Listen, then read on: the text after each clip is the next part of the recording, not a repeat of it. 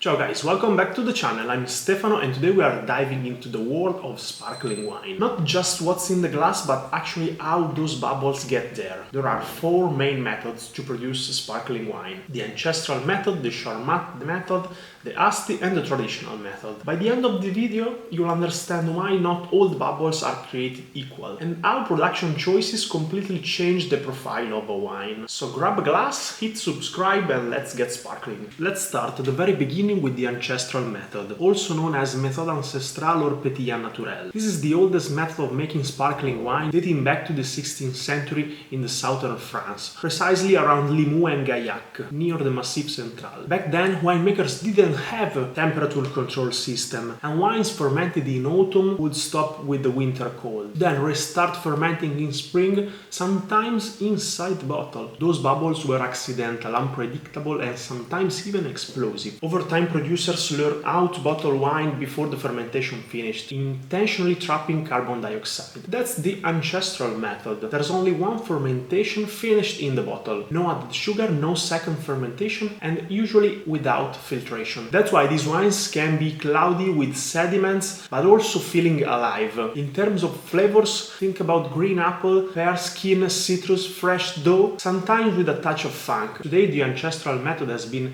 rediscovered by the winemakers around the world. But for example, wines like the Blanquette de Limoux Méthode Ancestral keeps the tradition alive. This is sparkling wine in its rawest, most expressive form. Today I'm going to taste a sparkling Ancestral method produced in Italy, in the area of Prosecco, precisely with the denomination of Prosecco col fondo, which means with some lees on the bottom.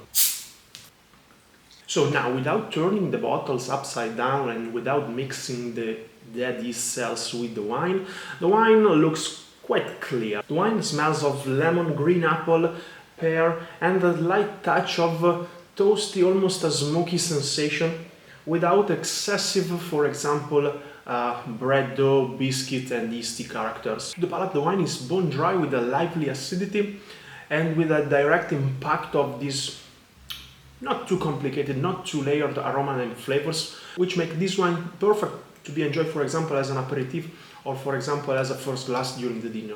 Next, we jump forward a few centuries to the Charmat method, also called the tank method of Method Martinotti. This technique was developed in Italy in the late 1800s by Federico Martinotti and later refined by Eugene Charmat. Here, the second fermentation happens in large stainless steel tanks, not in individual bottles. The base wine goes into sealed tank with sugar, yeast, and then fermentation creates the bubbles. Then the wine is chilled, filtered and bottled under pressure. Why to do this? Because it preserves freshness, fruit and aromatics. This is the method behind Prosecco, made primarily with glera in the northern Italy. Expect flavors like green apple, pear, white peach, citrus and flower. No toast, no brioche, just bright, joyful drink. Other examples of method Charmat include Lambrusco, some German sect and many modern sparkling rosé. Charmat wines are about immediacy. They are meant to be enjoyed young, fresh and without too much ceremony. The Charmat wine I'm going to taste today is an extra dry Prosecco. Wine is clear with an intense nose of lemon,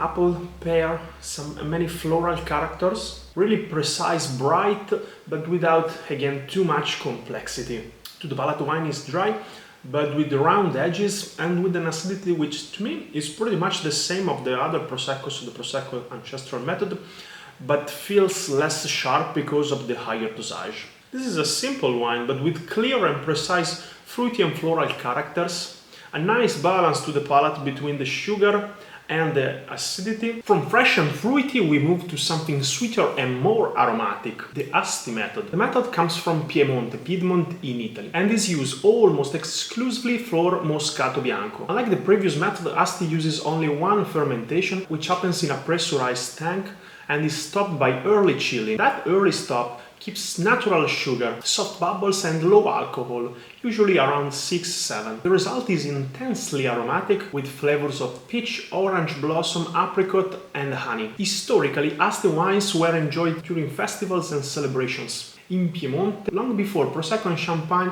became famous. These wines are perfect for brunch, fruit dessert, or spicy food, and they're often a gateway into wine for new drinkers. Think of Asti as a playful and charming wine. Today I'm going to taste a classic and traditional Spumante Moscato produced in Piemonte from white Muscat. The color is slightly more golden compared to the previous two wines, but what is completely different here is the nose. Much more aromatic, much more grapey, fruity, apricot, orange, blossom, floral characters, which are very precise in this case. The wine represents very well what you can expect from a Moscato Spumante, because it's really focused on primary characters without too much complexity from the lees aging. The main distinctive character here is the presence of a higher residual sugar that caused the wine to taste sweeter compared to the previous two. In terms of flavors, the palate matches really well the aroma to the nose. So many grapey and orange blossom characters, but at the end you feel also a nice level of acidity which balances very well the presence of sugar. And finally we arrive at the traditional method, the most complex and labor-intensive way to make a sparkling wine. This method was refined in Champagne, France, but here's an important clarification.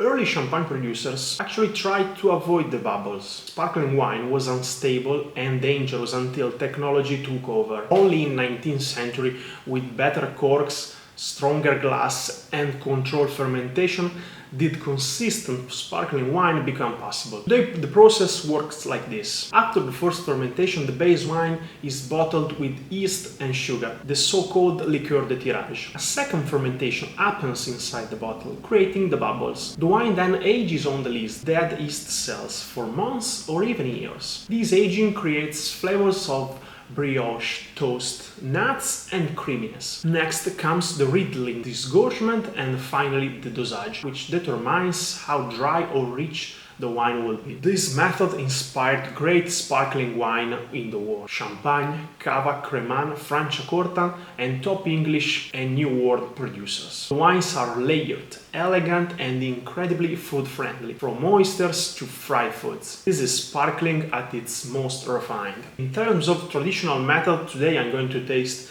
a classic champagne from a pretty famous maison. The nose has a completely different profile from the previous wines. First characters that comes out from the glass are bread, biscuits, cream, toast and a touch of vanilla. Then you can get some fruits like lemon, apple, and with some important tertiary characters like, for example, honey, ginger and almond. To the palate, the wine is dry with fine bubbles and a sharp high level of acidity that creates the backbone of this wine. Then you can find this layered complexity of aroma and flavor coming from the fruits and from the aging on the lees. Here the high level of acidity is an important feature that characterizes champagne and often the traditional method in general. So there you have it, 4 methods, 4 personalities: Ancestral, wild and historic Charmat, fresh and fruity; Asti, sweet and aromatic; traditional, complex and elegant. Next time you open a bottle, you'll know exactly why it tastes the way it does. If you enjoyed this deep dive,